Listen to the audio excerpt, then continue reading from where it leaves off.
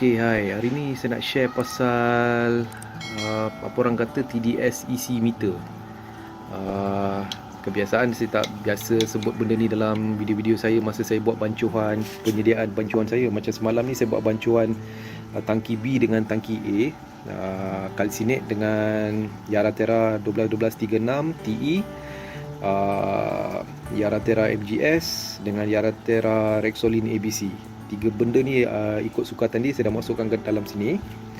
Lepas tu yang ni calcinate saya ada label lah belakang-belakang ni kan. Jadi ini pump ni pun saya beli kat China. Jadi senang saya nak pump keluarkan dari sini daripada ambil balang ni nak tuang ke dalam kan. Jadi boleh ada sukatan kat sini.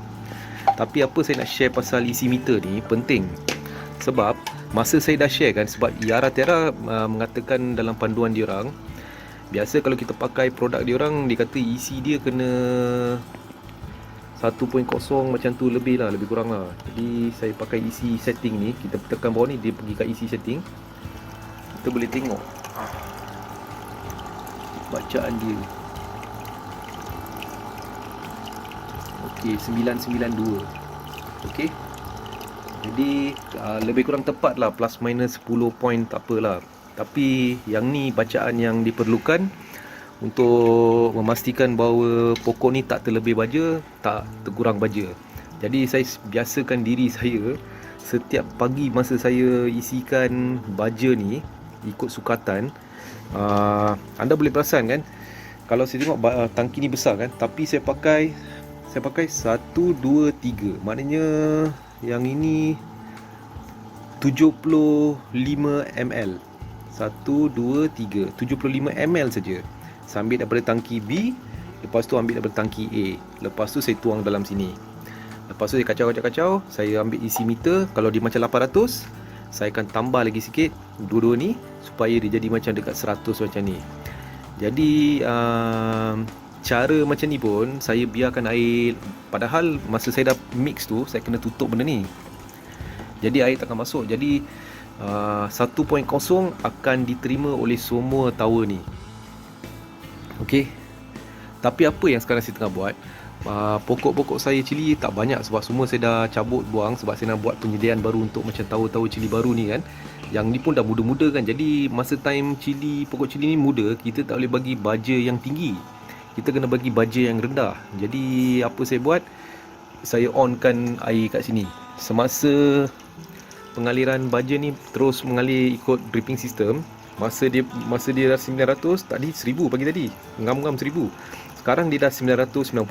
Jadi bila pump lagi ke atas, dia akan jadi 800. Jadi air suling biasa dia masuk ke dalam kan, jadi dia akan neutralize. Jadi pokok cili ni dia macam orang kata seminggu sekali kena bagi air kosong biasa, ataupun selang-seli dalam sehari 3 kali kalau bagi air baja, sekali bagi air kosong biasa. Jadi ikut cara orang buat. Tapi pasal saya pakai vertical tower ni, dia punya kokopit pun tak banyak dalam tower ni, 4 inci kan. Jadi saya bagi dia sendiri neutral lah. Saya tak payah kaji atau apa. Satu hari 4 kali saya buat bagi air kat sini ikut timer kan. Jadi masa pagi saya rasa pokok-pokok ni dalam tower-tower ni tak ikut saya lah, macam petola, macam bendi, semua ni dia akan terima isi 1.0. Dan the first time dia akan terima 1.0. Lepas tu time kedua dia akan mungkin terima, selepas air dah campur kan, dia akan terima 600 isi. Lepas tu kali ketiga mungkin dia akan terima 500 ke atau 450. Ikut apa bacaan yang ni kan. Kalau saya ikut bacaan yang ni, yang isi meter ni, yang 30 yang kat belakang ni kan, saya baca macam 450, 550, 900 macam tu kan. Jadi kalau 100 maknanya 1 isi lah orang kata kan. Jadi dia kali keempat kemungkinan dia akan bagi 200 isi kepada pokok. Jadi itu bersama dengan air suling biasa. Jadi saya ikut cara macam ni sejak dulu saya buat vertical tower ni. Memang okey lah, tak ada masalah. Kadang-kadang kalau saya ada setengah perkara yang belum pernah berlaku, bateri habis, jadi saya buat anggaran macam biasa, saya ambil macam 3 ke atau 4 lebih, saya pasang kat sini. Kadang-kadang bacaan dia naik ke daripada 1000, 1002, dia naik ke 1005.